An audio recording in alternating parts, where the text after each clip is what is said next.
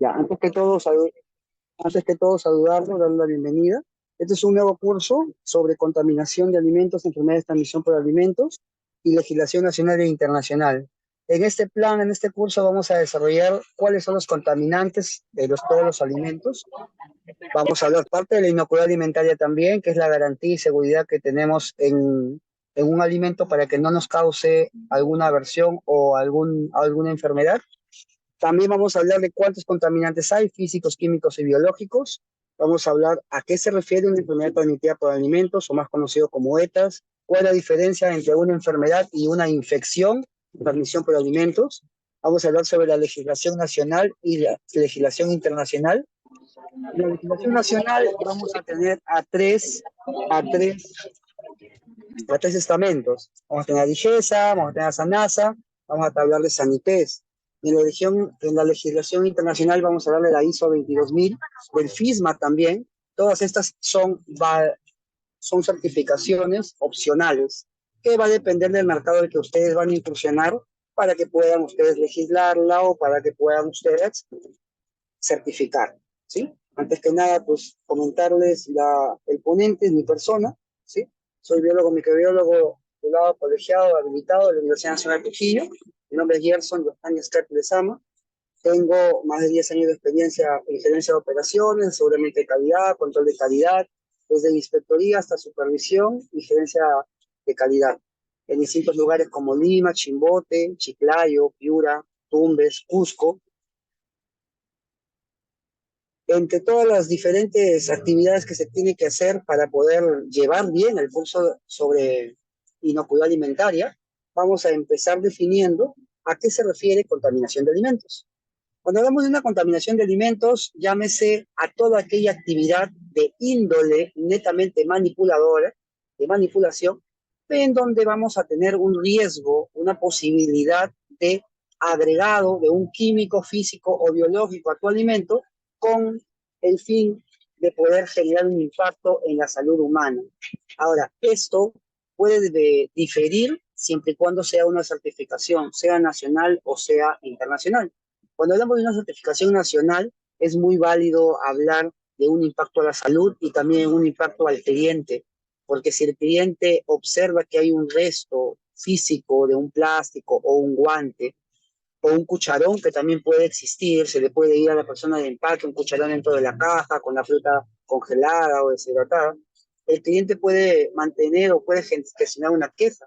La intención del control de calidad y el aseguramiento de calidad es velar por la integridad y salvaguardar que ninguno de estos contaminantes pues, pueda llegar hasta el producto. ¿Qué es la contaminación de alimentos? Se refiere a la presencia de cualquier material anormal en el alimento que comprometa su calidad para el consumo humano. Cuando hablamos de calidad, entendemos que es toda característica inherente al requisito que nos pide nuestro cliente. Un ejemplo claro, hace una semana atrás conversábamos acerca de qué era calidad y cuál es la diferencia con inocuidad. Cuando hablamos de calidad, hablamos de todo requerimiento y cumplimiento de requerimiento que nos pide nuestro cliente. Imagínense que aquí en Perú estamos acostumbrados a consumir mucho dulce, pero cuando queremos exportar hacia China o hacia Japón un alimento, y este alimento no tiene una característica propia de Perú, sino quieren tal vez un alimento, una fruta, un mango, eso me pasó hace 3 años en Piura, el mango que queríamos exportar de, era un mango insípido, era un mango que su madurez no tenía que llegar a un BRICS de 14, de 14 a 15 o 16, sino tenía que tener un BRICS de 9 a 10 u 11. ¿Por qué? Porque este alimento, este mango, cumplía las características requeridas por el cliente, con un nivel de acidez, con un pH respectivo, y solamente lo podía dar un tipo de variedad de mango, que era la variedad Edward. Perdón, la variedad Haden. La variedad Edward era bastante dulce. La pregunta aquí sería, ¿por qué es que nosotros estamos asegurando la calidad de los alimentos? Pues todos nosotros somos empresarios, somos ingenieros, y la intención es de poder salvaguardar la seguridad de este alimento con el impacto y el agrado de nuestro cliente, ¿sí? Ahora, ¿cualquier calidad puede impactar en el consumo humano? Claro que sí, porque si bien es cierto, nosotros estamos procesando alimentos, este alimento en algún momento, tal vez no sea por nuestro cliente, sino sea por el comprador de nuestro cliente, genera un consumo humano. Entonces, existen dos tipos de contaminación, cabe mencionarles. Una contaminación directa y una contaminación indirecta. La contaminación directa es básicamente aquella contaminación en donde va a haber contacto entre el contaminante y el alimento, de manera continua, de manera presencial y directa. Pero cuando hablamos de una contaminación indirecta, es una contaminación mediante un vector o mediante un intermediario sin la intención de poder contaminar.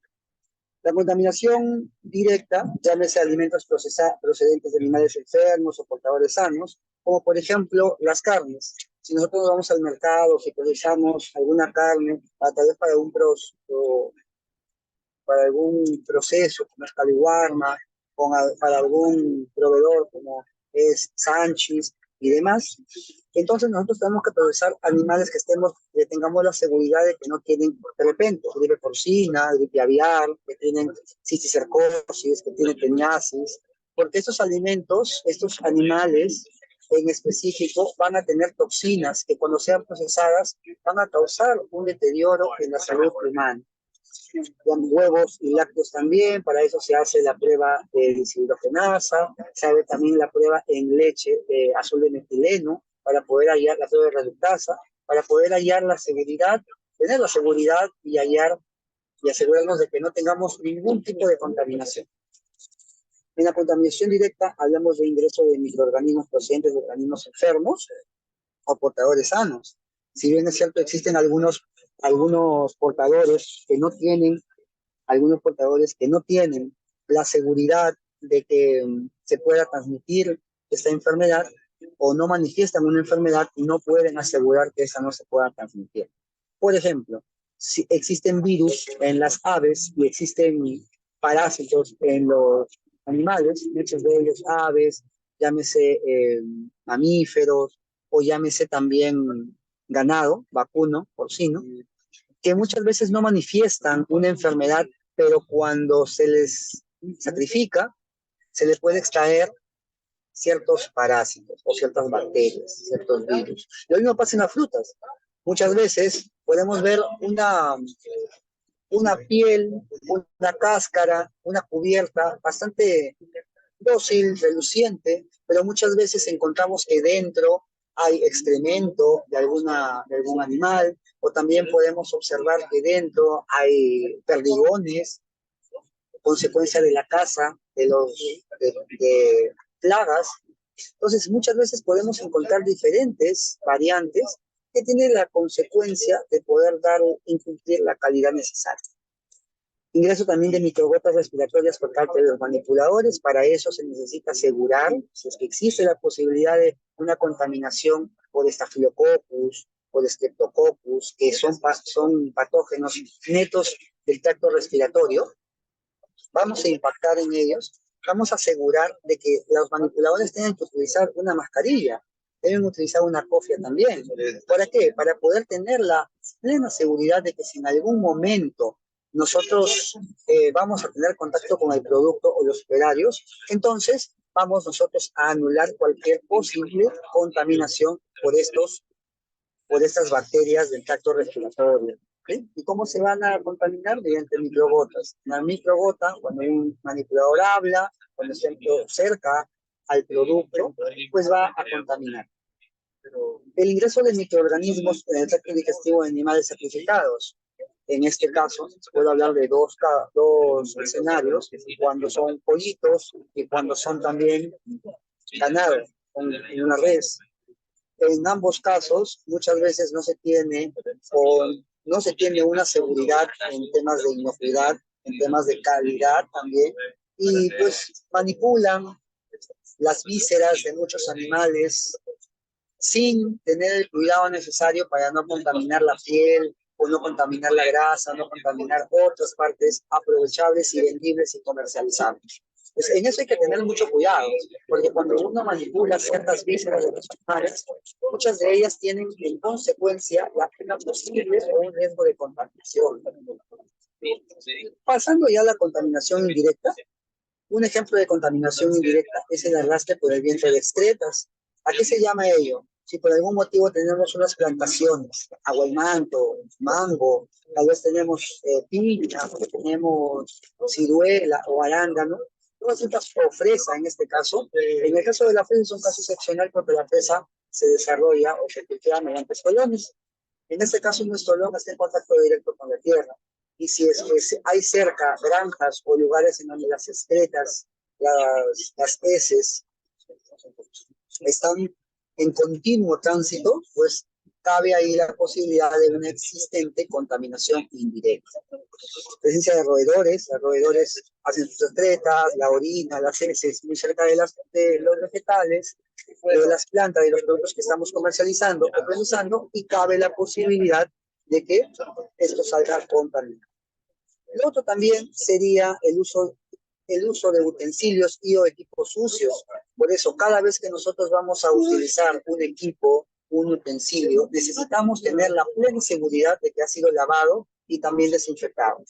El lavado y desinfección de todos los instrumentos va a asegurar que cuando nosotros cambiemos de, de campus, cambiemos de plantación, pues no llevemos una contaminación cruzada, una contaminación indirecta. Muchas veces en las plantas agroindustriales también, en las salas de proceso, existen cuchillas, existen peladoras, existen cubeteadoras, llamémoslo así, que no han sido, que puede que no sean lavadas o no sean desinfectadas. Para eso se utiliza el ácido cítrico para desinfectar, el lavado con agua caliente muchas veces, el lavado también se utiliza agua a presión, agua que tiene que ser potable. ¿Por qué? Porque el agua potable asegura que no me va a transmitir ningún tipo, no me va a transferir ningún tipo de microorganismo. Aparte de ello, también un ejemplo de contaminación indirecta vendría a ser el uso del agua residual no tratada para el riego o de baja calidad potable. Cuando hablamos de agua residual, es muchas veces cuando se coloca una empresa o una sala de proceso de índole agroindustrial, tenemos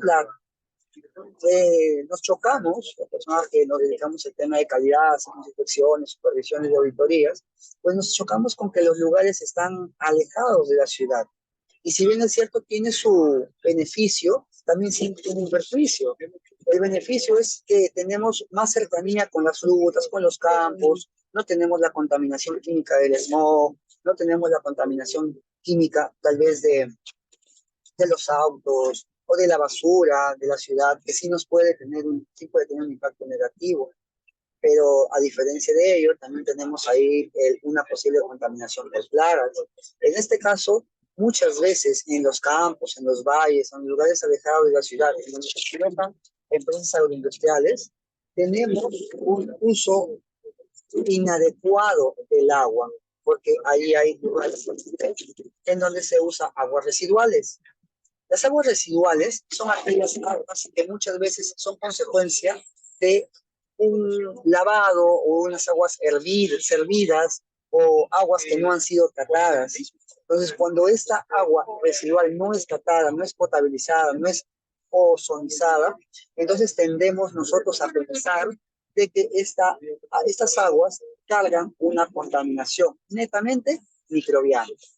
Llámese tal vez parásitos, llámese también salmonela, puede haber virus, norovirus, puede haber metales pesados y otros contaminantes de índole químico, físico o biológico. Y cuando hablo de baja calidad potable, es porque sabemos que el agua, toda agua tiene que pasar por un proceso de potabilización. La potabilización del agua es el proceso mediante el cual el agua deja de ser un agua con una carga microbiana elevada a convertirse en un agua con baja cantidad o concentración de microorganismos. Por último, el contacto con alimentos contaminados, es decir, la famosa contaminación cruzada. Les comento básicamente una experiencia que tuve hace unos días, hace unos meses. la ciudad de Cajamarca. En la ciudad de Cajamarca se procesaban dos tipos de, lo llamábamos garantías, dos tipos de productos. El aguaimanto que tenía que ser un aguaimanto orgánico, que había todo un proceso de certificación orgánica desde campo hasta planta, y el otro tipo de aguaimanto que era un aguaimanto convencional. El aguaimanto convencional no tenía, básicamente, no tenía la seguridad de que haya sido tratado mediante, no haya sido utilizado, en ellos no haya sido utilizado plaguicidas o plaguicidas o en todo caso algún fertilizante artificial o demás. Entonces, en el caso de orgánico sí. Entonces, la pregunta aquí sería, ¿qué es lo que proceso primero? Lo que tengo a mis clientes que son clientes que pagan precio diferenciado, obviamente, por un aguaimanto que es orgánico y por otro aguaimanto que es convencional. Pregunta, ¿cómo yo determino qué proceso primero, el aguaimanto tradicional o el aguaimanto orgánico? Aquellos que conocen este proceso sabrán que lo primero que debemos nosotros pasar por faja o procesar será el aguaimanto orgánico, porque el aguaimanto orgánico está libre de cualquier contaminante de índole química y el aguaimanto convencional no. Entonces, el aguaimanto orgánico se pasaba primero, se procesaba primero y luego se procesaba el aguaimanto tradicional, con la intención convencional, con la intención de qué? De no caer en algo que nosotros llamamos contaminación cruzada. Porque si en algún momento pasábamos en primera instancia el aguaimanto tradicional al proceso, lo pelábamos, lo cortábamos, lo deshidratábamos o lo colocábamos en encurtidos, teníamos el riesgo de que todas las fajas, todos los cuchillos, todos los guantes,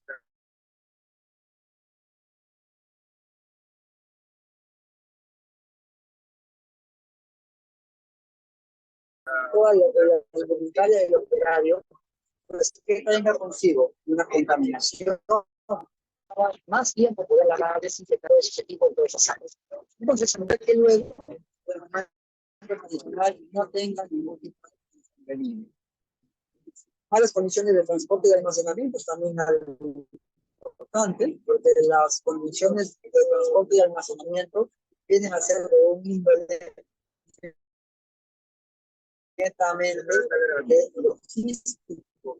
Si bien en calidad nos aseguramos que toda la ruta de producción sea de acuerdo a lo que nosotros queremos y cumplir los requerimientos del cliente. Muchas veces en el área logística, en el flete, en la embarcación que vamos a enviar a otro país, en los puertos, no cumplen con ello. Entonces tenemos que tener un seguimiento continuo de todo el flujo de precios. Existen dos tipos de orígenes de los contaminantes. El primer origen de contaminantes son los contaminantes bióticos y el otro son los contaminantes abióticos. Cuando hablamos de los contaminantes bióticos, para explicar, son los contaminantes que tienen mucha relación con los seres vivos. Ustedes en las cocinas las consideremos dentro de los contaminantes químicos. Obviamente las toxinas no tienen un proceso de vida, sino tienen un proceso de permanencia en el tiempo. Y en el caso de los contaminantes abióticos, son netamente contaminantes del medio ambiente o del ambiente. Los contaminantes abióticos son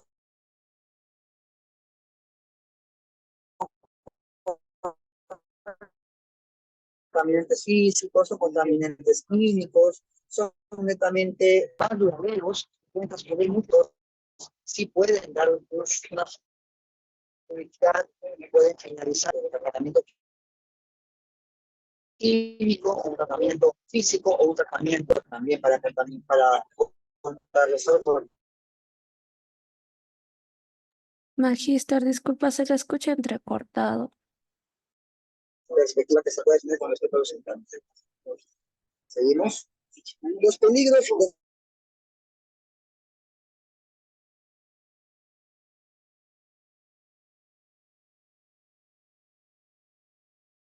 de contaminación. A ver, tengo una.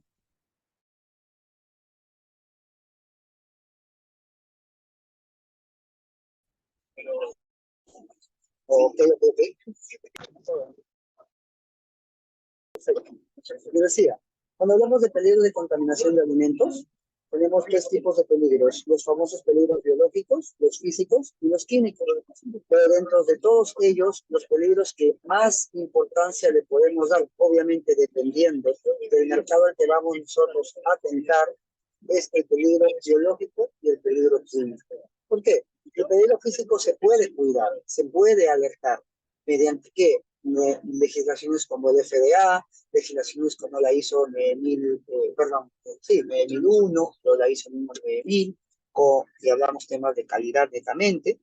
Y hay otros que son los contaminantes biológicos que lastimosamente no vamos a poder controlar tan fácil, que digamos. ¿Por qué? Porque va a tener mucha dependencia. ¿Dependencia de qué? Dependencia de la persona que va a ser manipular, que va a manipular, dependencia de los instrumentos o materiales de proceso, dependencia también del transporte, dependencia de la fruta. Entonces, si bien es cierto, escapa a nuestras manos, nosotros aún así tenemos que darle seguimiento. Contaminantes biológicos tenemos a las bacterias, a los virus, a los hongos. En físicos tenemos trozos de vidrio, madera, metales, cabellos, etc. En el caso de los químicos, tenemos pesticidas, antibióticos y micotoxinas. Eso es lo que les decía. Si bien es cierto, las micotoxinas son o parten de hongos, las toxinas, los antibióticos parten de los animales o parten de los vegetales o de las plantas, también son considerados contaminantes, pero de índole, en este caso, químicos, no biológicos.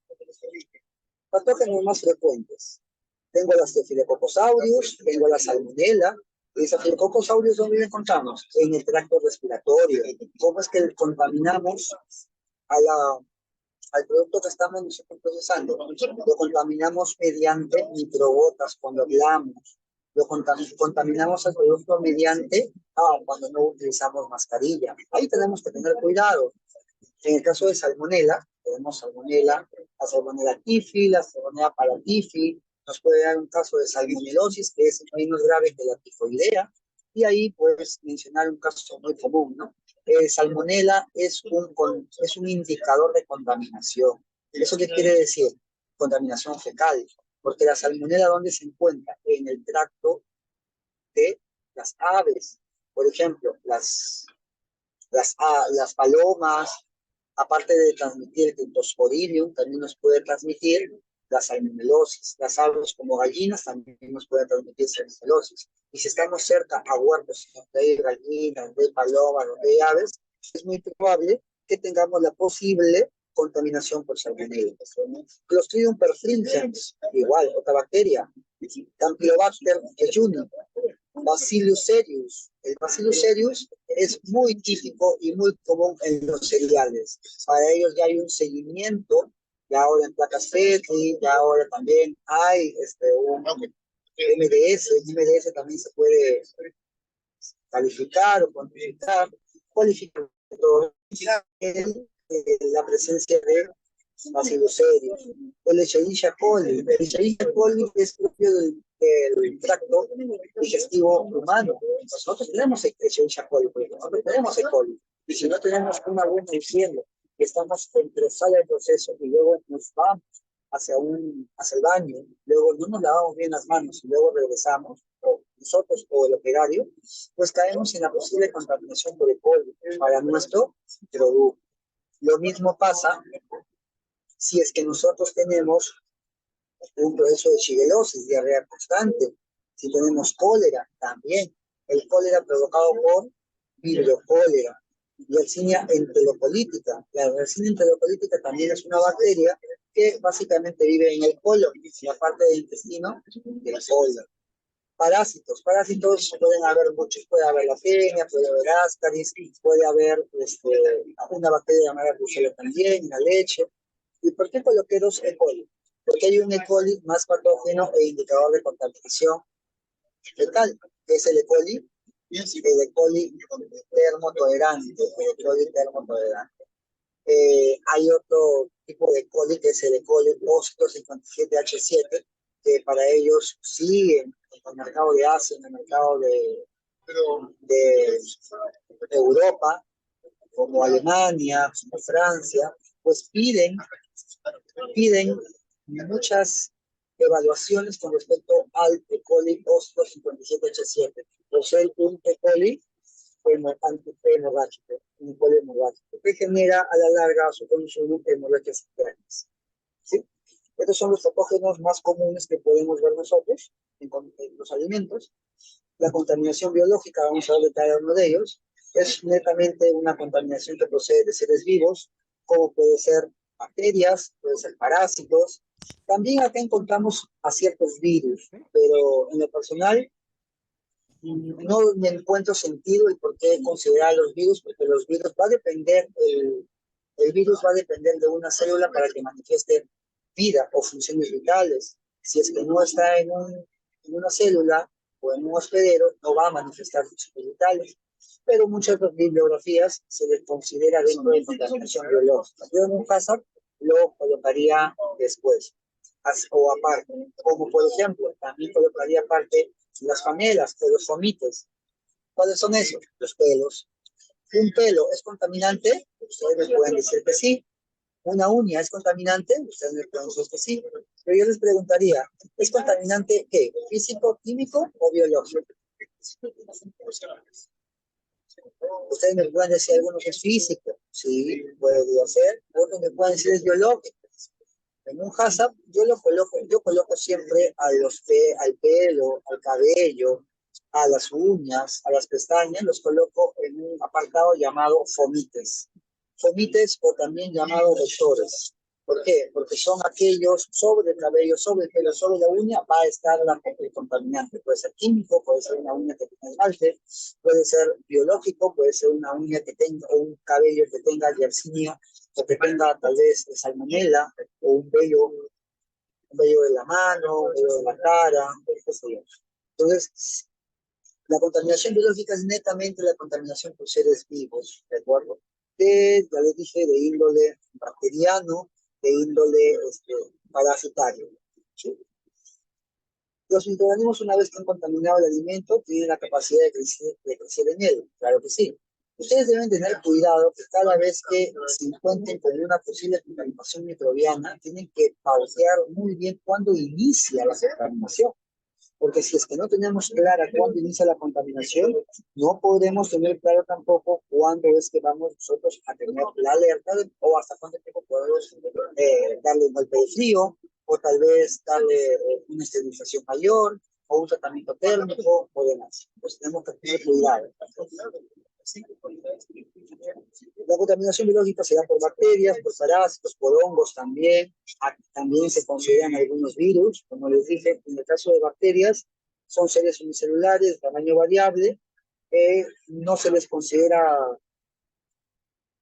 parte de los organismos superiores porque ellos se agrupan en colonias que forman racimos, los estafilococos que forman colonias pequeñas, los estreptococos como collares, no se les considera organismos superiores, al contrario, organismos inferiores. ¿Por qué? Porque pertenecen a un reino, tamaño de reino monera, o en el caso de la última clasificación de 1989 por Carl Voss, se le considera dentro del dominio de las eubacterias.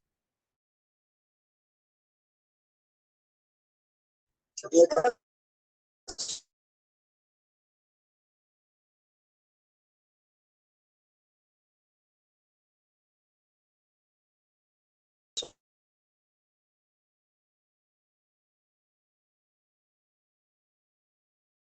de los virus, si bien es cierto, llevan alimentos, tienen que llegar mediante qué, mediante una bacteria, o mediante tal vez heces o las contaminaciones mediante aguas contaminadas. Son de virus, en las aguas contaminadas grandes, y si son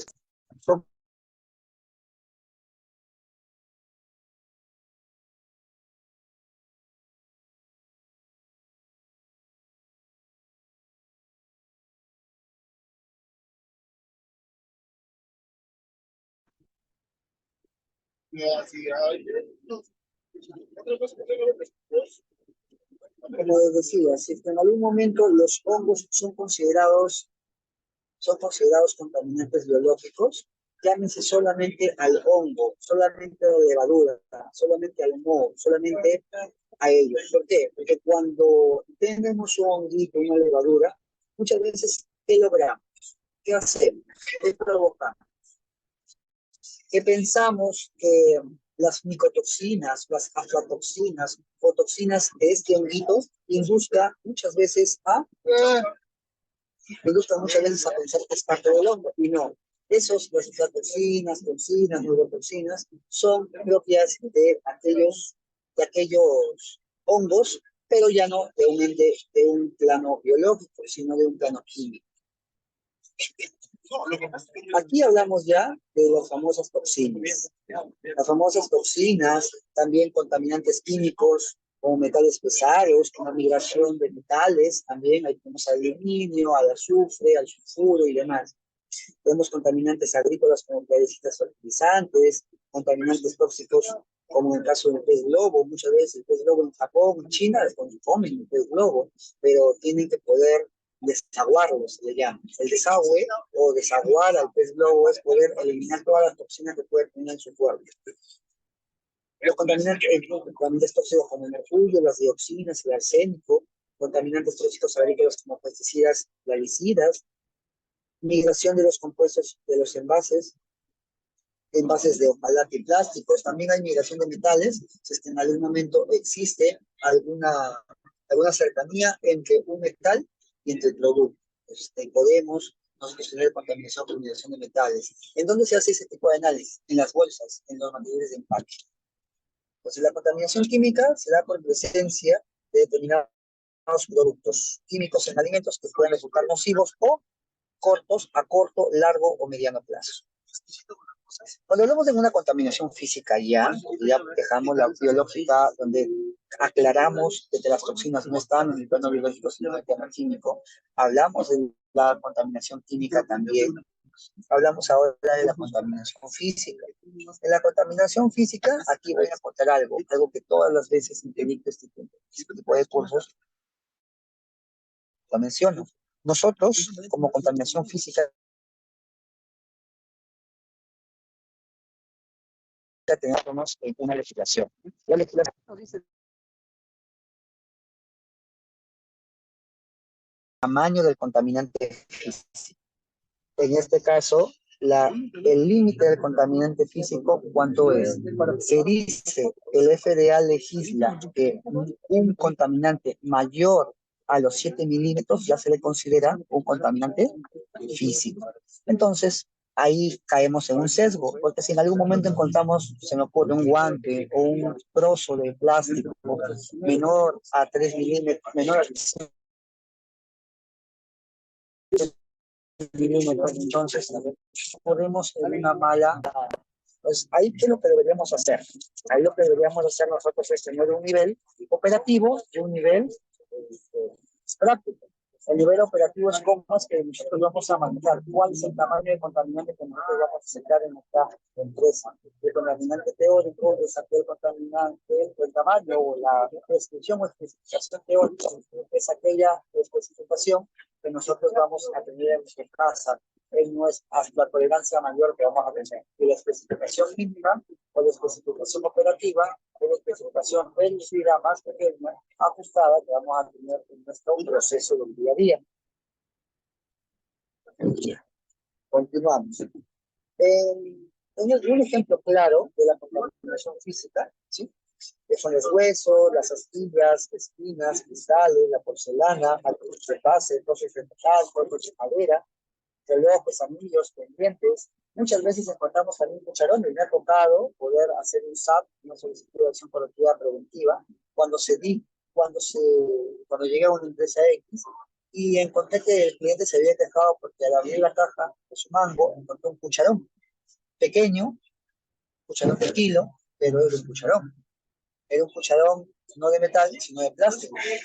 Entonces, tuve que hacer una solicitud colectiva preventiva, hacer los 5 porqués, hacer un nivel de decisiones, para poder saber cómo es que había llegado a esa no conformidad. Entonces, tenemos que tener cuidado en cómo nosotros manejamos este tipo de contaminación, porque toda contaminación está de consigo una no conformidad. Ahora, una vez que ya tenemos claro jóvenes. El término contaminación, el término contaminación biológica, química y física. Hablamos también de las enfermedades transmitidas por alimentos. En el caso de las enfermedades transmitidas por alimentos, llámese a toda enfermedad causada por una ingesta de un alimento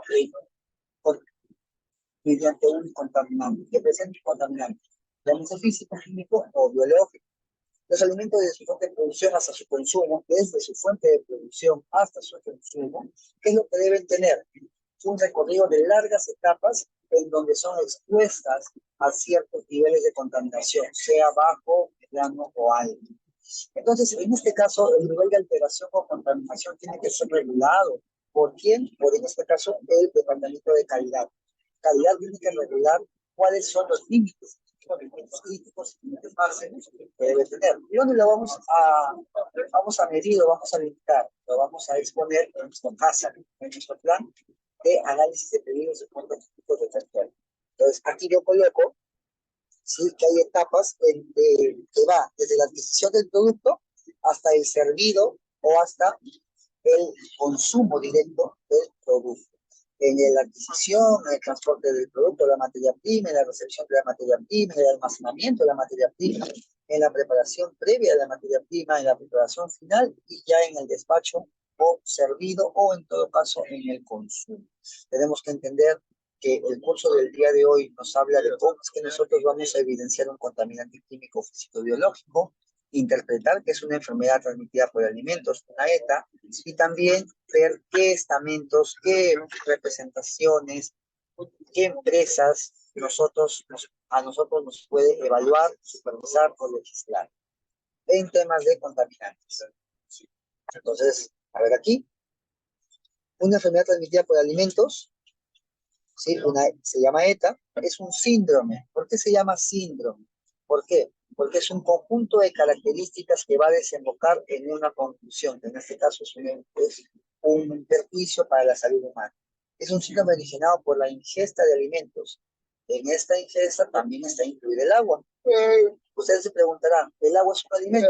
No, el agua no es un alimento, pero dentro de todas nuestras legislaciones, dentro de también legislaciones que ustedes conocen, dentro de normativas y decretos, sabemos que se considera al agua y alimentos como fuentes de contaminación e índole alimentaria. Que contienen, entonces, los alimentos, incluido el agua, pueden contener agentes etiológicos. ¿Qué es un agente etiológico? Un agente causal. Un agente causal de la enfermedad de transmisión por alimentos y netamente será un agente etiológico causado por microorganismos. ¿Es una enfermedad de transmisión de alimentos solamente puede generar un microorganismo? Sí. Entonces, una enfermedad de transmisión de alimentos puede ser ingesta de metales pesados, no se le considera enfermedad de transmisión de alimentos. Netamente se orienta hacia los microorganismos, hacia los contaminantes biológicos en cantidades tales que afectan a la salud del consumidor. Ustedes se preguntarán, profesor, ponente, eso quiere decir que si nosotros ingerimos ciertas cantidades y esas cantidades no son suficientes para que me produzca enfermedad, ¿no la desarrollo? No. Un ejemplo claro, o nosotros comemos una galleta en la calle. ¿Ustedes creen que la galleta no está contaminada? ¿Por qué?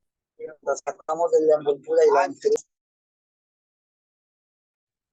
Sí, entonces, pero la contaminación es mediana.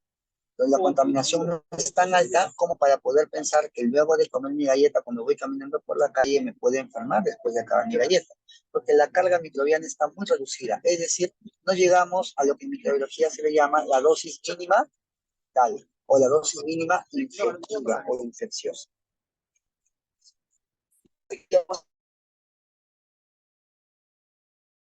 Bueno, definiciones reguladas por la Resolución Ministerial 491, PINSA. Alimento es todo aquel producto natural artificial elaborado o no elaborado que ingerido aporta al organismo humano nutrientes y energía. Eso es un alimento. Artificial o natural, elaborado o no elaborado, que ingerido aporta al organismo nutrientes y energía. Un alimento contaminado es un alimento que contiene agentes o sustancias extrañas en cantidades superiores a las permitidas. Entonces, aquí entra mucho que ver con SENASA, empresas, legislaciones extranjeras, internacionales, que nos dicen que el producto, pero si hay una carga microbiana, yo le doy un límite que usted tiene que cumplir. ¿Usted me puede enviar un alimento exento de microbios? Por supuesto que sí. Nosotros dudamos, y como dudamos de ello, de que pueda eliminación final total de los microorganismos, le damos a usted una, una brecha. ¿Una brecha para qué? Para que pueda, para que pueda llegar a poder vendernos su producto. ¿De acuerdo? Entonces, hasta ahí estamos de acuerdo en que el alimento contaminado es un alimento que contiene agentes o sustancias extrañas de cualquier naturaleza, química, físico-biológica, en cantidades superiores a las permitidas. ¿Quién lo va a permitir? Nuestro cliente o nuestra legislación o nuestro mercado. Y un alimento de mayor riesgo en la vigilancia de salud pública, esto ya es un poquito de más interés, de más apertura, lo que es un alimento que en razón a sus características de composición, en especial contenidos por nutrientes, actividad de agua, AW es actividad de agua o actividad acuosa, pH. En este caso, este alimento es de mayor riesgo de vigilancia porque si este alimento presenta ciertas características, como también actividad de agua, que va a servir como alimento, que va a servir para el crecimiento microbiano. Por ende, se tiene que corregir cualquier deficiencia en su proceso, manipulación o conservación. Si tengo, por ejemplo, un producto, un mango, que tiene una gran cantidad de brix, entonces tengo que procesarla rápidamente, porque si no la proceso rápidamente, entonces, sí, si no la proceso rápidamente, entonces corre el riesgo de que en algún momento se pueda oxidar o se pueda malograr. ¿Sí? Entonces ahí estamos claros. Cuando hablamos de tipos de ECAs, hablamos de dos tipos de ECAs, o enfermedades de transmisión de alimentos. Unas que son infecciones alimentarias y otras que son intoxicaciones alimentarias. Intoxicaciones alimentarias, ¿de qué índole? Intoxicaciones alimentarias es provocada por las toxinas y las infecciones alimentarias no son provocadas por las toxinas, sino son provocadas por los microorganismos directamente. Las infecciones alimentarias son aquellas enfermedades transmitidas por alimentos provocadas por la ingesta de este parásito, de esta bacteria, de este virus o de este intoxicación alimentaria. Es una enfermedad de transmisión alimentaria, pero que es provocada por la ingesta ya no de la bacteria, ya no del hongo, sino de la toxina que forma el microorganismo sobre el alimento. Entonces, aquí yo veo una diferencia grande, ¿no? Una intoxicación alimentaria, una ITA, que también lo he escuchado, infección o intoxicación por alimentos, es una enfermedad de transmisión de alimentos. Entonces, una ITA, una intoxicación transmitida por alimentos es parte de una enfermedad de transmisión de alimentos. Enfermedades más frecuentes, el Clostridium, botulinum o botulismo, que causa insuficiencia respiratoria y muerte. En este caso, el Clostridium botulinum, el Clostridium perfringens, ¿dónde lo encontramos? En alimentos mal enlatados. En alimentos que realmente están enlatados o en alimentos que han sido encurtidos o tapados o en conservas que han sido fermentadas o en algún momento hay productos, no aquí en Perú, pero sí en el extranjero, en Chile, en Ecuador, en México, el producto lo venden envuelto en papel aluminio. Entonces, cuando este papel aluminio ha superado su nivel de protección, porque sí tiene un nivel también de protección y de apoyo, y está deteriorado muchas veces, o está demasiado tiempo expuesto al producto, pues tiende a generar o almacenar una bacteria que se llama Clostridium botulinum. La otra bacteria muy conocida es el Staphylococcus aureus. ¿Dónde encontramos el Staphylococcus aureus? Lo encontramos en carnes de res, en ensaladas de papa y huevo, en pasteles con crema mal refrigerados o no refrigerados. ¿Y qué es lo que me genera el Staphylococcus aureus? Que también es un microorganismo pauteado dentro de la lista, dentro de la brecha, dentro del listado, perdón, de microorganismos que se controlan en un laboratorio interno o en un laboratorio externo también de todo tipo de productos. Tenemos a los aerobios filoviables, tenemos a las bacterias E. coli, tenemos a los coliformes totales, tenemos a Staphylococcus aureus, tenemos a mohos y levaduras. ¿Sí? En este caso, las consecuencias o síntomas que podemos tener pueden ser náuseas, vómitos severos, dolores abdominales, puede haber en casos excepcionales diarrea y fiebre. Otra enfermedad conocida tenemos al E. coli, el famoso E. coli. El E. coli, yo ya les había hablado antes, el E. coli es una bacteria causante de diarrea acuosa, dolores abdominales y vómitos, pero ¿dónde yo me voy a contaminar con E. coli o dónde mi producto se va a contaminar con E. coli? Se va a contaminar con E. coli por agua contaminada, por alimentos contaminados con excrementos humanos. ¿Y por qué con alimentos o agua contaminada con excrementos humanos? Porque recordemos que el E. coli pertenece al tránsito o a la microbiota intestinal. Nosotros tenemos E. coli en el intestino. Entonces, cuando ocupamos un baño, cuando defecamos, cuando liberamos excretas, pues podemos eliminar E. coli también. Por eso es que luego de ocupar el baño tenemos que lavar las manos correctamente. Y si es que eso no ocurre, tendemos nosotros a tener una contaminación por E. coli. Otra bacteria muy conocida también es la salmonela o salmonelosis, que causa la salmonelosis. En este caso, la salmonelosis es una enfermedad medianamente tratable. ¿Por qué? Porque primero la salmonelosis es básicamente la colonización de salmonela, puede ser salmonela típica, y genera diarrea, fiebre, dolores abdominales, vómitos. ¿Y dónde puedo encontrar salmonela? La salmonela puede ser curable sin posibilidad a tener secuelas cuando solamente salmonelosis, es decir, solamente diarrea, fiebre, dolores abdominales y vómitos. Pero cuando ya tenemos un tipo de fiebre que supera los 29 grados y tenemos, aparte de dolores abdominales, empalidecimiento y amarillamiento de la piel, entramos a un proceso que se llama fiebre tifoidea. La fiebre tifoidea ya es un siguiente nivel de la salmonelosis, en donde ya encontramos compromiso del hígado, del vaso, de los riñones y de la piel. Entonces tenemos que tener cuidado. ¿Dónde encontramos la salmonela? La encontramos en huevos de aves, en carnes de res, en leche, en jugos, en quesos, frutos, verduras vivas contaminadas. Estas verduras, ¿cómo se contaminan? Por las heces de los animales. ¿Por qué? Porque la salmonela está en las aves, no hay que olvidar.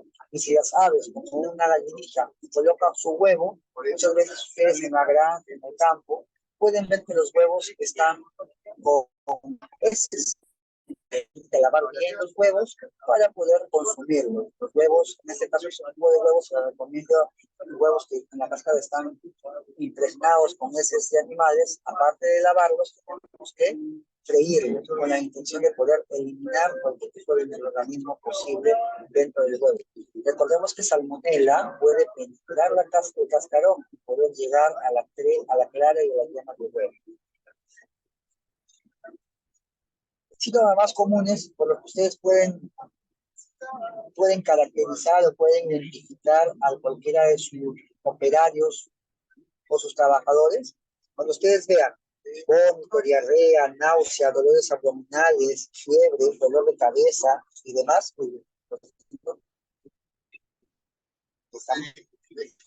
cuando nosotros encontramos vómito, diarrea, y cualquier otro tipo de náuseas, dolores abdominales, fiebre, dolor de cabeza, como les dije, escalofríos, músculos y demás, ¿qué es lo que vamos a generar? Escalofríos, ¿qué es lo que vamos nosotros a pensar? Que es una posible infección o una posible enfermedad transmitida por alimentos. Pues hay que tener cuidado. Si ven ustedes a uno de sus operarios con náuseas, diarreas, vómitos, descompensación, dolores de cabeza, escalofríos, es muy probable que tenga una enfermedad transmitida por alimentos. Pues hay que tener cuidado. Cuando hablamos de principales causas de aparición de ETAs, nosotros encontramos las causas posibles de cómo es que nosotros podemos infectarnos. Entonces, aquí voy a colocar algunas láminas en donde voy a hablar de cómo es que aparecen las ETAs o cómo se puede dar la contaminación. ¿Eh? Puede darse de alimento a alimento. En este caso, un pollito crudo ha llegado con una bacteria patógena en su interior y ustedes inconscientemente, sin conocer, tal vez por ignorancia, colocan este pollito de dudosa procedencia en el refrigerador y este pollito a esa temperatura, esta bacteria patógena en este pollito comienza a proliferarse, inicia su crecimiento, aumento del número de bacterias y contamina a aquellas carnes, frutas, verduras u otros alimentos en el refrigerador donde ustedes lo colocan. Entonces, ¿qué es lo que tenemos que hacer en este caso? Tenemos que proteger a este pollito, proteger a este alimento de dudosa procedencia para que no tienda a contaminar el resto de alimentos. Entonces, una de las principales causas de aparición de las setas es la manipulación y conservación incorrecta de los alimentos y platos preparados. Tenemos que tener cuidado. Por ejemplo, en una empresa, ¿cómo se puede dar eso?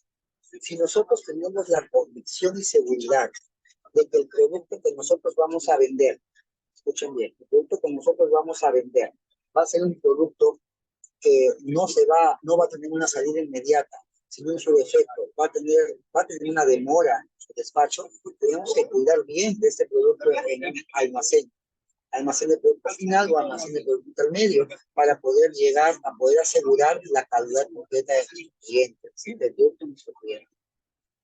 Entonces, no tenemos que exponerlo, no tenemos que exponer nuestro producto a cualquier descomposición o afección ante cualquier contaminante.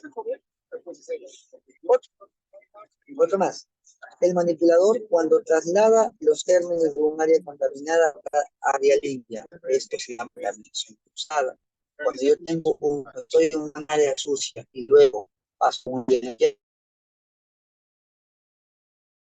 tengo que lavarme las manos, tengo que desinfectarme, tengo que cambiarme la ropa o el atuendo, y cabe mencionar también personas que trabajan en limpieza y que también son operarios. Eso me ha pasado en muchos lugares. Me dicen ingeniero, o me dice asesor. Yo tengo pocos trabajadores aquí, pocos trabajadores en mi planta, porque mi planta no es tan grande como usted verá, pero tengo personas que dobletean actividades. Yo sorprendí y dije, ¿a qué se refiere con dobletear actividades? Me decían que la persona que limpiaba, en la mañana limpiaba y en la tarde ayudaba al empaque del producto, ayudaba al corte, al pelado del producto. Yo veté esas actividades, yo dije que esas actividades estaban mal. ¿Por qué? Porque si bien es cierto, el operario tenía la educación de poder limpiarse, lavarse, bañarse, cambiarse de atuendo, cabía la posibilidad de que si había un cambio, un flujo de estos operarios, haya un operario que no pueda o olvide o por prisa, porque llegó tarde, no cumpla con todo el proceso de desinfección. Entonces, ¿para qué ponemos en la boca del lobo sabiendo que podemos nosotros asegurar con mayor cantidad de operarios, por uno o dos más, o asegurarnos de que podamos tener una buena calidad? Tengo que tener cuidado. Los empleados tienen que tener la convicción y capacitación de que cuando pasan de un área sucia a un área no contaminada, o un área limpia, tienen que lavarse las manos y higienizarse. ¿A través de qué también se puede contaminar el producto? A través de utensilios o de ropa.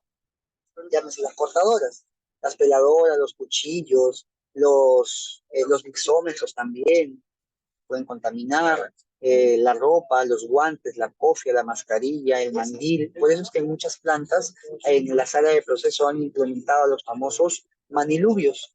Una señorita de saneamiento, de limpieza, pasa por el lado de las personas que están pelando, cortando, desaguando, despetando, y pasa con una tina con una concentración ideal de 100 a 150 ppm de ácido clorhídrico en agua, con la intención de que ellas se laven las manos, los guantes, se echen un poco de agua en los mandiles y continúen sus actividades. Esto para evitar una elevación, una acumulación de carga microbiana. Otro más. Una contaminación debido a equipos y manipulaciones en proveedores infectados. Casi igual a lo anterior, básicamente puede darse por equipos, por utensilios que están contaminados y que a la larga nosotros no sabemos y inconscientemente lo utilizamos, o también puede ser de manera intencional. Ahí hay que tener cuidado, ahí por eso existe el food defense, el food fraud, para poder asegurarnos cómo asegurar que si un trabajador incómodo tiende a poder tener una actividad en contra de la empresa, poder cuidarnos de ese tipo de acciones. Recuerda, recuerda eso. Las bacterias causantes de enfermedades alimentarias se encuentran en todas partes. Nosotros vivimos en contacto y en constante y perenne tratamiento y contacto con bacterias, virus, hongos y parásitos en el ambiente. Tenemos que tener cuidado de poder asegurar una buena calidad de los productos, porque de esa manera nosotros podemos tener una mayor venta, tener un mayor impacto en nuestros clientes, en nuestro mercado. ¿De acuerdo? Un alimento puede tener un aspecto, puede tener un aroma o un sabor normal, pero sin embargo puede estar contaminado. Eso es lo que les decía. Un alimento contaminado internamente, por fuera puede estar muy, muy bonito, puede estar muy vistoso, puede tener un aroma lento, un sabor fenomenal, pero llega un momento en donde puede también estar contaminado internamente y causar una intoxicación o infección alimentaria. Yo les comento una experiencia que hace un tiempo atrás tuve. Otra experiencia más de las tantas que les puedo comentar dentro de los años que he estado auditando o trabajando con una empresa, auditando, supervisando y personando. Hubo una empresa que se dedicaba a comercializar y a comercializar mejor manzana en rodajas. La manzana es solamente sacaban las manzanas, las cortaban en rodajas, las colocaban en papel por las embalaban y las enviaban. Entonces yo tengo la oportunidad de auditarles, de capacitarlos y les comento y les pregunto, pues, cómo es que ellos sostenían este tipo de fruta, ese tipo de productos. Y me dijeron, lo compramos de tal y tal proveedor. Traté de buscar de qué proveedor sería, porque también dentro del BRC ellos calificaban un BRC, y dentro del BRC se pide hacer un seguimiento de proveedores, una aprobación de proveedores. Yo aprobé esos proveedores, pero dependiendo de su origen o su seguimiento. En este caso me doy cuenta que uno de los proveedores estaba enviando manzanas que no eran netamente convencionales, muchas veces eran manzanas orgánicas. Y encontré a una empresa que por varias razones no voy a mencionar el nombre, comercializaba con fruta que muchas personas, y hay mucha información en la web, se decía que eran manzanas transgénicas. Entonces yo hago un experimento, cojo una manzana que se decía que era transgénica o se puede pensar que era transgénica, una manzana transgénica y una manzana natural comprada del mercado, y traté de poder compararla en cuál era más vistosa. Y obviamente la manzana transgénica no tenía manchitas, no tenía plagas, no tenía nada de ello, y era la manzana que era más comprometida, más bonita. Entonces, es posible que esa manzana que sea transgénica haya sido manipulada genéticamente con la intención de que la presencia que tenga sea diferente. Entonces, en la web también van a encontrar que si colocan una manzana transgénica y colocan una manzana común del mercado y colocan a un gusanito, el gusanito va a querer ir ¿a dónde? A la manzana oriunda, no a la manzana transgénica. Como si identificara ese tipo de moléculas diferentes. Las causas de la contaminación en alimentos, ¿sí? Puede darse por enfriamiento de alimentos preparados, puede darse por almacenamiento inadecuado. Pues hay que tener cuidado con las indicaciones de uso de nuestro producto, de nuestro alimento. Si nosotros dejamos en Perú que los alimentos tienen que ser calentados antes de poder consumirlos, entonces eso tenemos que dejar entrar en nuestra envoltura o en nuestra ficha técnica o en nuestro técnica de especificación técnica. ¿Por qué? Porque si por algún motivo tenemos nosotros una no conformidad o un reclamo o una queja del cliente, nosotros tenemos que avalarnos de cuáles son las instrucciones que le hemos dado a nuestro cliente para que pueda hacer uso del producto que nosotros le estamos vendiendo. Otro es el almacenamiento inadecuado. Nosotros tenemos que brindarle a nuestro cliente, dentro, como vuelvo a repetir, la especificación técnica, cómo es que debe almacenar el producto. Si el producto debe estar a menos 5 grados o a 4 esa especificación.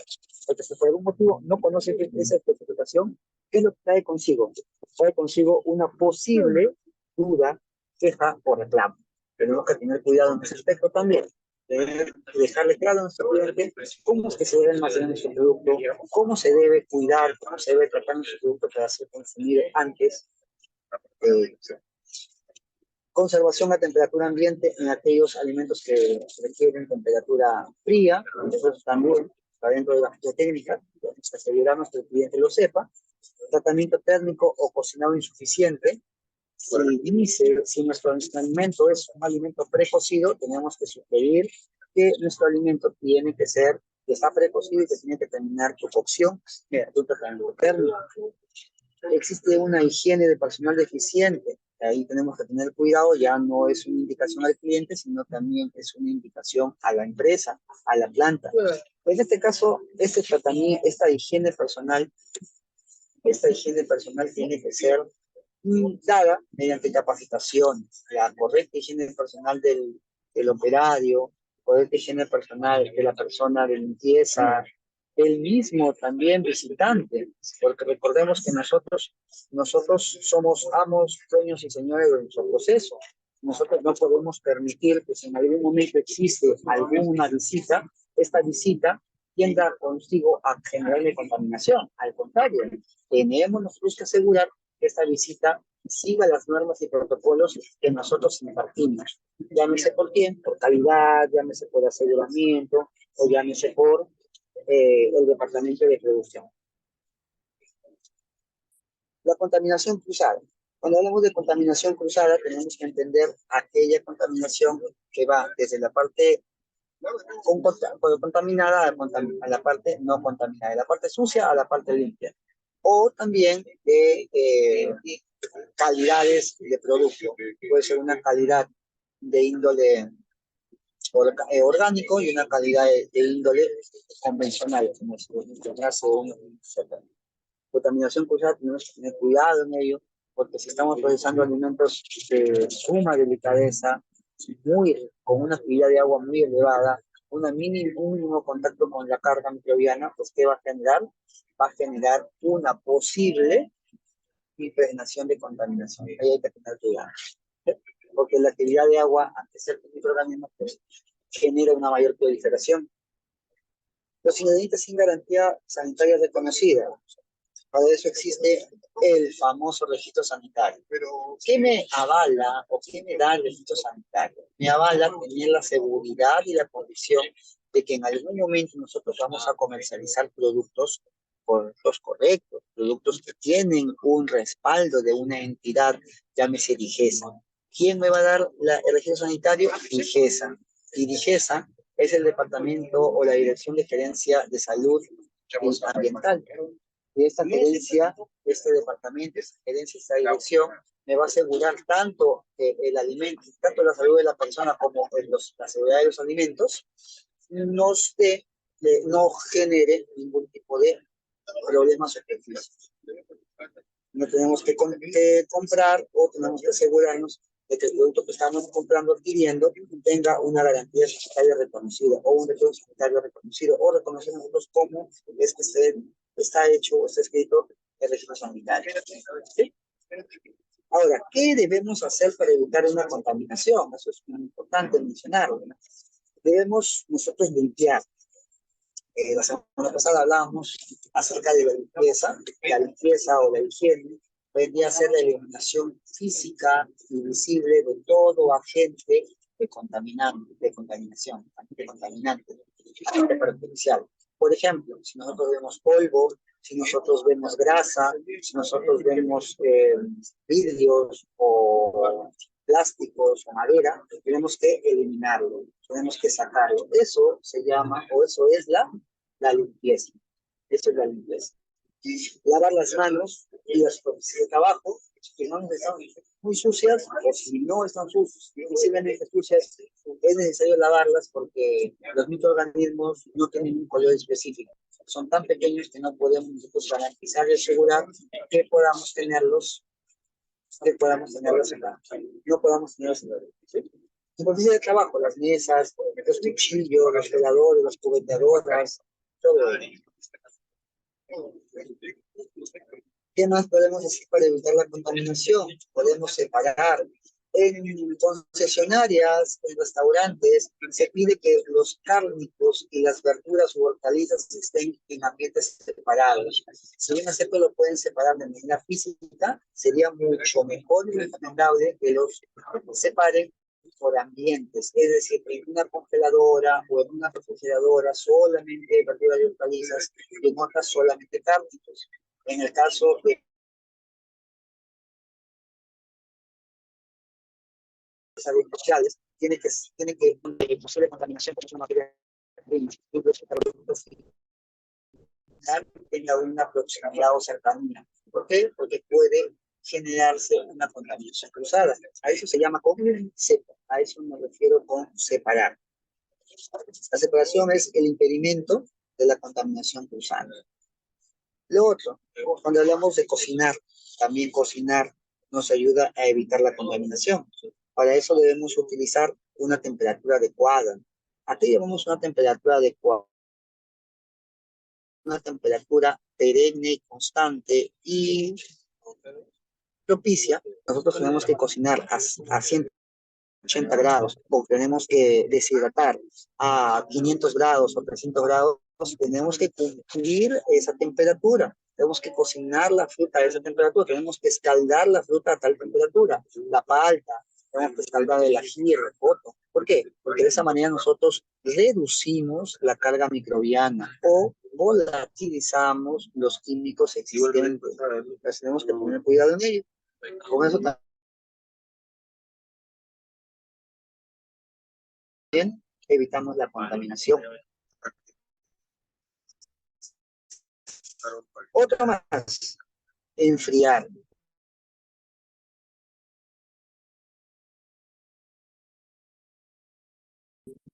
Nosotros entendemos que hay frío,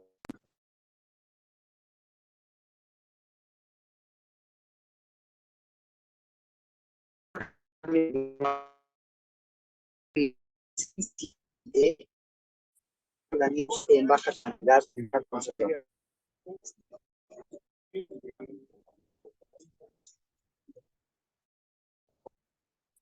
Vamos a hablar de lo, vamos a hablar de lo último, vamos a entrar ya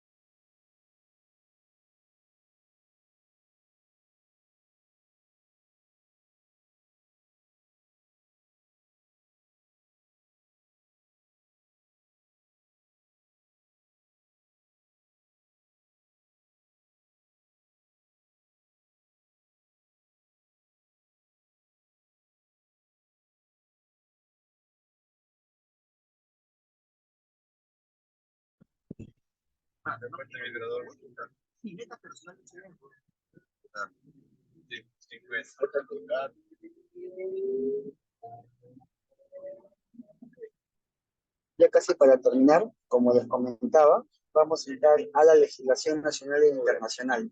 Hemos hablado de contaminantes físicos, químicos y biológicos, hemos hablado de la contaminación, de la definición por alimentos, los posibles cuidados que debemos dar en la contaminación, que tenemos que tener para no tener una contaminación, pero todo esto está dado bajo legislación es decir, certificaciones, cuidados, supervisiones, inspecciones y organismos que se encargan de hacer todo, organismos que me legislan, organismos que me reglan, que me normatizan, que me normalizan.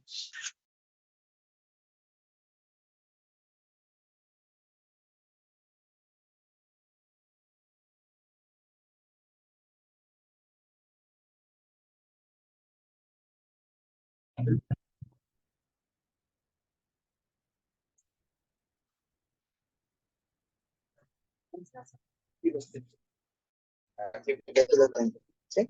Entonces lo último ya de mi, la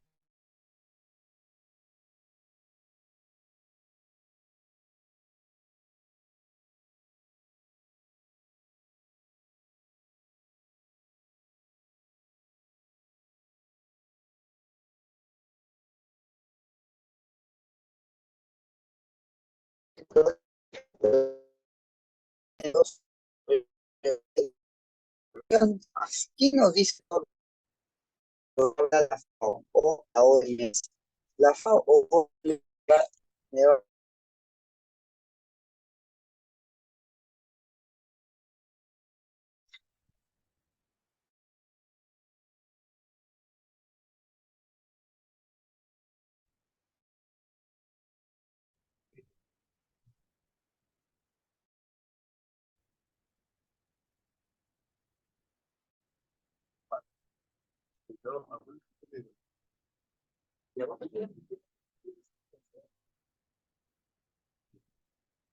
entonces, para proteger la salud de los consumidores, para protegerlos contra el fraude y las deshonestas, justamente para eso se crea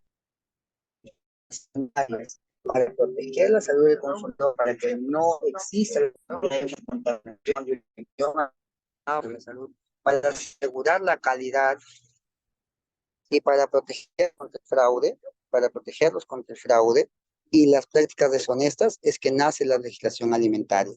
Muy bien. Otro más. Cuando hablamos de una legislación alimentaria, son un conjunto que regula, perdón, la producción y manipulación, y comercialización y control de alimentos en toda la cadena de proceso de alimentos, en la cadena alimentaria, ¿sí? Preguntarles a ustedes, si es que encontramos nosotros encontramos nosotros que produce o que procesa alimentos, pues cabe la posibilidad de que todas cumplan con lo requerido. Yo creo que la respuesta de todos es un no, porque no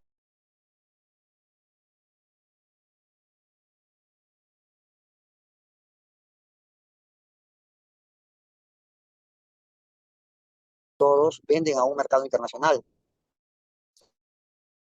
Hay algunos que venden a un mercado nacional. Y esperamos cumplir un entretenimiento y un estándar. Eso sí está mal. Nosotros tenemos a brindar. En este caso, el cliente es cualquier persona que va a consumir el producto que nosotros vamos a hacer. Básicamente, el conjunto de leyes del país para regular la producción, manipulación, comercialización y venta de este alimento. Miren acá, nosotros aquí tenemos todo un círculo vicioso y estamos a partir de las exigencias del importador, las exigencias de la persona que nos va a comprar, las exigencias de la persona que que nosotros queremos vender. Esto se va a sentar o va a continuar con las normativas nacionales, con aquellas normativas de presencia del país, de cada país de origen, con la intención de que se pueda, por supuesto, cumplir y poder vender al extranjero y quedar bien el país y la empresa. Y al final tenemos un famoso comercio de alimentos. En este comercio de alimentos voy a hacer hincapié porque voy a hablar de acuerdos internacionales obligatorios, de algunos sistemas voluntarios, de algunas certificaciones, de algunas acreditaciones. Un acuerdo internacional obligatorio es aquel acuerdo internacional entre ministerios de salud, entre ministerios de educación, entre ministerios de agricultura, entre ciertos países vecinos y hermanos, para poder cumplir con la venta y comercialización de ciertos productos.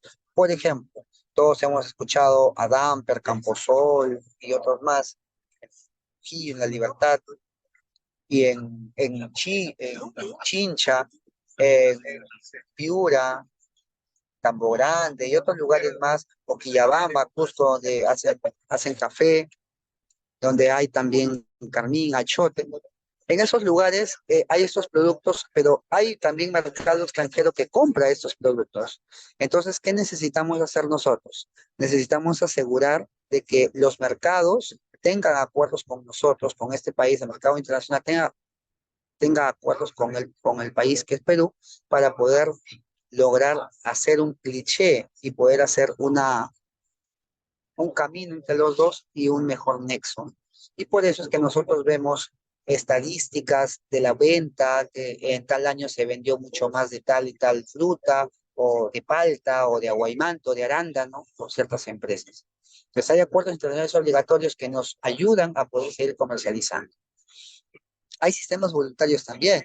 Entre los sistemas voluntarios que tenemos nosotros, hay un sistema voluntario financiado por la OEA y por la UEFA, que nos dice que nosotros, si bien es cierto, tenemos la posibilidad de poder comercializar ciertos productos, también tenemos la obligación de poder cuidar el medio ambiente mediante ciertas certificaciones como Rainforest y otros más. Certificaciones, llámese certificaciones ISO 9001, llámese certificaciones como 14000, 45000, llámese certificaciones como ISO 22000, como FISMA, como BRC, verificaciones como la misma habilitación sanitaria. Y acreditaciones es básicamente el título o el cartón o el permiso que te da cualquier empresa, obviamente una empresa externa, para una certificación externa, o si no una certificación local, como puede ser la habilitación sanitaria o aprobación de tu plan HACCP por parte de DIGESA y por parte de SENASA también y de SANIPES, dependiendo, pues, ¿no? Si es alimento procesado DIGESA, alimento primario SENASA y alimento de índole pesquero o ictiológico o hidrobiológico SANIPES. Antes se llama IMARPE. En la legislación internacional tenemos algunos estamentos que nos regulan y los legislan, esto con la intención de poder llevar un mejor control cuando nosotros enviamos nuestros productos al extranjero. ¿A qué me refiero? Al famoso EPA o Environmental Protection Agency o la Agencia de Protección del Medio Ambiente. Eso nos ayuda a poder asegurar que cuando nosotros enviamos nuestro producto al extranjero, esta empresa nos da un sellito o valida que el producto no haya sido fabricado atentando el medio ambiente. El medio ambiente no solamente son los vegetales, los animales, también son los animales, también son las plantas, que no haya habido violencia también contra algún animal o animales de carga para un exceso. Bien, me ayuda a ello. Otra legislación internacional de cuidado es el Departamento de Salud y Servicio Humano, el HHS. Este departamento está gestionado por la FDA. La FDA es una, es un organismo internacional que me ayuda no solamente a legislar los alimentos, sino también cualquier tipo de drogas o cualquier tipo de barbitúricos o drogas o productos farmacéuticos dentro de la farmacia. Y la última, que es la USDA, que es United States Department of Agriculture, que básicamente me va a hablar de todo tipo de productos de índole agrícola o agropecuario. Tengo el Servicio de Inspección de Salud de Plantas y Animales, que es el APIS o APHIS, que lo que me va a ayudar a legislar básicamente es si es que en algún momento hay alguna legislación, bueno, hay algún cuidado que se le da al animal o al vegetal para poder lograr impactar de manera positiva y no negativa en el medio ambiente. El FIS o el Food Safety and Inspection Service, el Servicio de Inspección y Salud Alimentaria o Seguridad Alimentaria, el FIS. Este básicamente me va a ayudar a inspeccionar cómo es que yo puedo asegurar la inocuidad alimentaria. La seguridad alimentaria, si bien es cierto, ahí dice Food Safety, que es seguridad alimentaria, nos hablamos o lo traducimos al español hablando de la inocuidad alimentaria. Cuando un alimento es inocuo, la inocuidad alimentaria es un término que se usa para hablar netamente o inherentemente del alimento. El alimento tiene que ser inocuo. ¿Por qué? cuando un alimento es inocuo. Un alimento es inocuo cuando sus características no generan un perjuicio en la salud humana. Es decir, cuando se consume el alimento, no induce a un impacto negativo al ser vivo, al ser humano. Y existe un FIS, que es un servicio de inspección para esta salud, seguridad alimentaria. Así como hay organismos internacionales, también hay organismos federales, organismos locales en cada país de destino que nos ayudan a legislar y a cuidar cuál es la seguridad alimentaria. En este caso, el famoso, lo que ya les había comentado, ¿no? Environmental Protection Agency, los United States determina el nivel de tolerancia o límites máximos de residuos de plaguicidas u otros contaminantes presentes en alimentos. Llámese cuáles, las dioxinas, los metales pesados. Y en este caso, este organismo no inspecciona, lo único que hace es legislar. ¿Cómo legisla?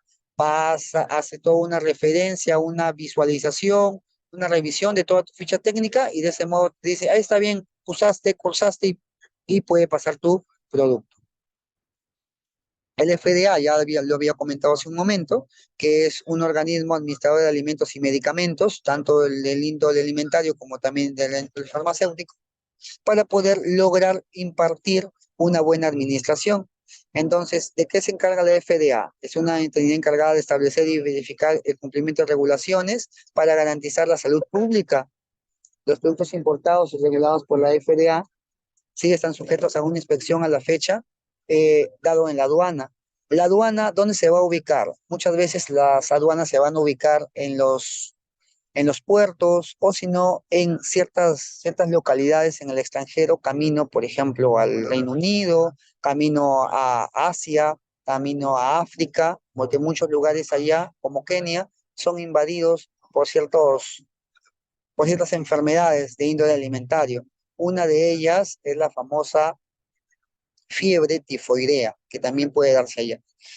Evalúa también y la eficacia de medicamentos para su uso humano. Eso quiere decir que si en algún momento nosotros exportamos algún medicamento extranjero, alimentario, nosotros tenemos que poder evaluar si es que esto sigue adelante en pie. ¿Sí? Administración de alimentos como es la FDA, ¿sí? Ya les dije, administra también aspectos como el cumplimiento de la ley de bioterrorismo, alimentos basados de baja acidez y acidificados, aditivos alimentarios, mariscos y pescados, también los legisla, huevo en cáscara y cualquier otra agencia de protección ambiental. Cuando hablamos nosotros, cuando hablamos nosotros de el famoso FISMA que sigue o es consecuente a lo que nos habla la ISO 22000, el famoso FISMA, llamado también o traducido como Ley de Modernización de la Inocuidad de los Alimentos, ¿sí? En la Ley de Modernización de Seguridad Alimentaria dado por la FDA, entrado en vigor en enero del 2011. ¿Quién lo firmó? El señor Barack Obama. Barack Obama ayudó a poder asegurar o a tener la convicción de que cualquier alimento que nosotros consumamos no genere un daño negativo, un daño o una índole negativa hacia nuestro consumo. Entonces, el FISMA crea un amplio enfoque basado en riesgo de seguridad de alimentos y eso también es legislado, ¿sí? FDA, básicamente los aspectos claves son creación de un nuevo sistema de inocuidad de alimentos, un nuevo sistema de supervisión de importaciones y exportaciones. Tenemos que tener, no olvidemos, un plan de inocuidad. Ese plan de inocuidad es un plan que tenemos nosotros, que tenemos nuestras empresas, nuestros restaurantes, en nuestras concesionarias, que nos va a explicar básicamente cómo está pauteado el cuidado que tenemos hacia la característica inocuidad. Vuelvo a repetir, la inocuidad es una característica, la inocuidad es básicamente la característica inherente al alimento, en donde vamos a no permitir de que nos genere un problema alimentario, ¿sí?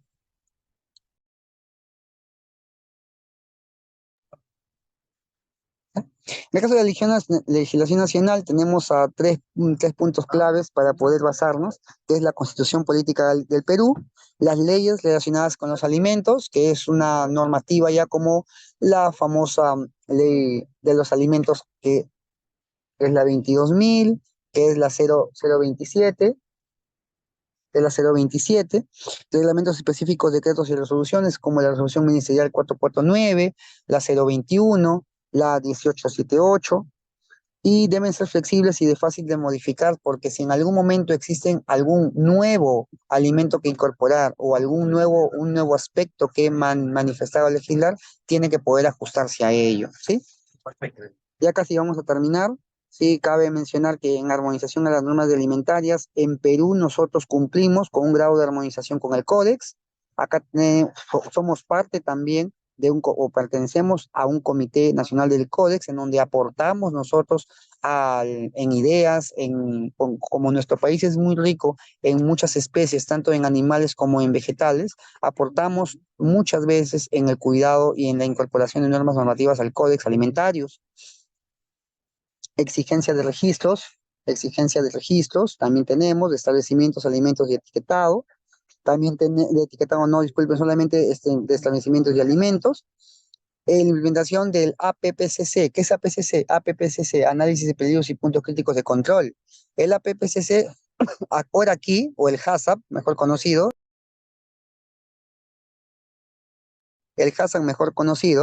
está, en nuestro caso, no es obligatorio, o no era obligatorio hasta el 2011. A partir del julio del 2012 en adelante, se convirtió en obligatorio porque DIGESA invirtió la posibilidad de una habilitación sanitaria con una implementación del sistema HACCP. Ahora, para tener una habilitación sanitaria en tu planta, tienes que habilitar o implementar tu sistema HACCP. Y tenemos acuerdos de entendimiento y equivalencia para poder impartir hacia una normativa alimentaria. Entonces, legislación nacional, tenemos al FDA, al USDA, Autoridad Sanitaria Europea, US, UE, la nacional. En la nacional, ahí nos vamos a detener y con eso ya vamos a terminar, que es la normativa en DIGESA, la normativa en SENASA y la normativa en SANIPES, ¿sí?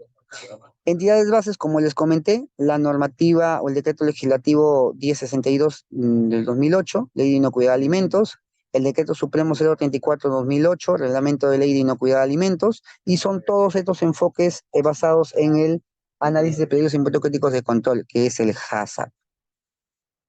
Esta es ya la última lámina. Tenemos tres estamentos y organismos nacionales que nos van a regular dependiendo del alimento que vamos a procesar. Si es un alimento de índole primario, vamos a entrar o participar con SENASA. El organismo SENASA es el Servicio Nacional de Sanidad Agrícola, habla de inocuidad agroalimentaria. Ahí tenemos el decreto supremo 004-2011, el reglamento de inocuidad agroalimentaria. SANIPES, tenemos inocuidad acuícola y pesquera. ¿Sí? Con su resolución ministerial 591-2008, que trae microbiológicos, 007-2004, produce, antes se llamaba produce, ahora es Sanipes. También tenemos que hablar de la 0040, que es la norma sanitaria de actividades pesqueras y acuícolas. Y cuando hablamos ya de lo último, que son productos de índole, procesados, en lo que hay alimentos procesados, tenemos al decreto supremo 00798 al 449-2006, aplicación del HACCP, y la 591-2008, que trae microbiológicos. En este caso, todo producto que sea procesado, partido, deshidratado, congelado, cocinado, tractoreado o demás, lo ve DIGESA. Todo producto de índole marítimo o acuícola, SANIPES, y todo producto primario, sin haber sido modificado o cortado, lo procesa o lo legisla SENASA. ¿De acuerdo? Todos esos tres estamentos o entidades son supervisadas por el COMPIAL, que es la Comisión Multisectorial Permanente de Inocuidad de Alimentos. Eso es todo. Sí, eso son gracias, muchas gracias por su atención. Dejo acá mi tarjeta con la intención de poder apoyarles a ustedes, público en general, en cualquier tipo de implementación, supervisión, inspección o auditoría. Estoy preparado en todo ello. Agradecerles por la atención y si es que hay alguna duda, absolverla, y si es que no, eso sería todo por el día de hoy.